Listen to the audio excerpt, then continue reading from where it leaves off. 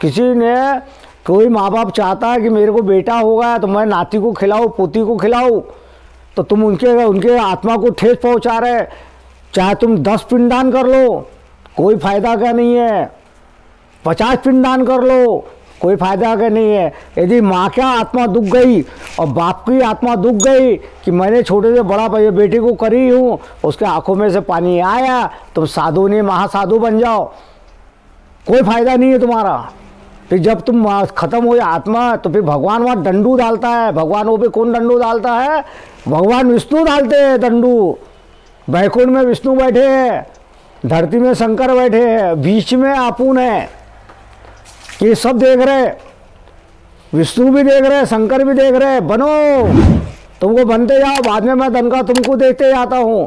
और जो मांस खाता बकरे का ज़्यादा, तो जब मरता है तो बकरा वो बनता है, फिर बकरा बनता है तो बकरे को जब बलि देते हैं तो बकरा चिल्लाता म्या, तो माँ की याद आती है। क्यों? तूने खूब बकरा खाया, ले अब तेरी बलि हो रही है।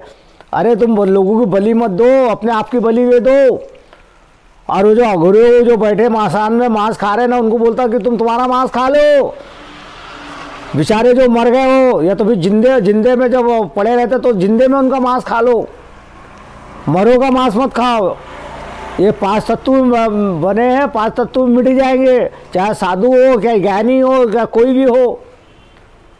हम तो सत्य की वाणी बोलते हैं, चाहे जो यूट्यूब में किसी को खराब लगे या कुछ भी लगे, हम तो सत्य की वाणी बोलते हैं। हराम का पैसा हराम में जाएगा, किसी का दिल दुखाया हुआ पैसा हराम में जाएगा। तुम नहीं मिलेगा, तुम्हारे नाती भोगेंगे, नाती नहीं तो पंती भोगेगा, पर भोगेगा। राजा महाराजा की 3 पीढ़ी चली है, 4थी पीढ़ी में भिखारी बन गए राजा महाराजा के लोग, क्योंकि लोगों के आत्मा भैंसों का बलि देते थे। किसकी? भैंसा की बलि देते थे। आज उनकी बलि निकल गई है। इसलिए भगवान ने जिसको पैदा किया उसकी बलि मत दो। बकरा कौन है? हम तुम है। शेर कौन है? हम तुम है। 84 उन्हीं भोगे बाद में कौन है? अपन है। हर यूट्यूब में बोला 9 ग्रह है ना, तो 12 रकम के ग्रह होते हैं। नागबली 12 रकम की होती है, और वो भी मैंने बिगर पूजा के उपाय बताया हूँ। मेरे को यूट्यूब में पैसे नहीं कमाना है। जो लोग यूट्यूबर बना रहे हैं, यूट्यूबर में पैसे कमाने का वास्ते, इससे लखपति बनता, ये झाड़ से करोड़पति बनता, ये कर लो तो ऐसा बनता। अरे ये जिसको आज देखो, आज हम लोग नंगे लोग हैं, ना गद्दा है, ना बिस्तर है, ना पलंग है, क्योंकि हमको कोई ज़रूरत नहीं। हमको मालूम है हम नंगे पैदा हुए, धरती में पैदा हुए, धरती में चले जाएंगे। ना हमारे साथ में सोफा जाएगा, ना हमारे साथ में पलंग जाएगा। और मरेंगे तो लोग ले जाएंगे तो मसान तक के साथ में जाएंगे। और मसान के बाद में आएंगे, अपना मस्त हाथ मुँह धोंगे, जाएंगे, चाय पिएंगे, खाना खाएंगे, दारू पिएंगे, ऐश करेंगे, होगा काम खत्म। आदमी वहाँ तक के साथ है। कहाँ तक साथ है? सिर्फ मसान तक के साथ में है। और अच्छे कर्म करेंगे। जैसे आज बड़े बड़े ज्ञानी साधु बेचारे चले गए तो आज उनका नाम चल रहा है। जो ये आश्रम जो बना के रखे, बड़े बड़े जो ज्ञानी साधु लोगों ने आश्रम बना के, तो आज दूसरे साधु आके वहाँ गुजारा कर रहे हैं। उस साधु ने ले गया आश्रम? नहीं ले गया आश्रम। उसका कुछ गया नहीं गया। क्या गया? वो तुम्हारे लिए बना के गया, तो वो उसका नाम चलाओ। वैसे हर सनातन धर्म भाइयों को हाथ जोड़ के विनती है कि अपने माँ बाप का, दादा का, परदादा का नाम चलाओ कि मेरा नाती, ये दुख उनको होता है।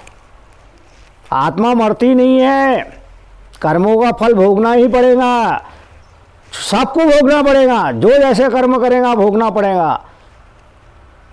हराम का पैसा लोगों चूतिया बना के हराम का पैसा जमा करेंगे, एक दिन ऐसा आएगा वही नारायण तुमको उठा के दड़प देंगे, या तो लखवा मार देंगे, या तो बिस्तरे में ये चीज़ें होती है 70 साल के बाद की उम्र में मालूम पड़ जाएगा। फिर बोलेंगे प्रभु मेरे को मौत नहीं हो रही, प्रभु मेरे को उठा लो। तो प्रभु बोले ले बम्बू, तूने तो खूब लोगों को लूटा, खूब लोगों को खाया, ले अब भोग यहाँ, अब बचा हुआ चल वहाँ भोग। तो फिर वहाँ जाते हैं, वहाँ उसमें जाते, फिर वो उनको दुख होता है, वो आता वो तो वो होता है पितृदोष। जिंदे में उसको पानी देंगे ही नहीं, और मरे बाद में उसके दुनिया भर का ये करवाएंगे। और आजकल कोई आश्रम वाला किसी को नहीं पालता है, ये भी मैं यूट्यूब में बता रहा। छोड़ा, कोई आश्रम वाले को बुरा लगता है मेरा यूट्यूब को, तो वो अपने घर में ऐश करे। यदि तुम्हारे पास पैसा है या तुमको पेंशन मिल रही है तो ही वो आश्रम वाला तुमको रखेगा, नहीं तो फुकट में कोई आश्रम वाला तुमको नहीं पालेगा। चाहे तुम्हारा पैसा आ जाए चाहे कुछ भी आ जाए, तुमको नहीं पालेगा।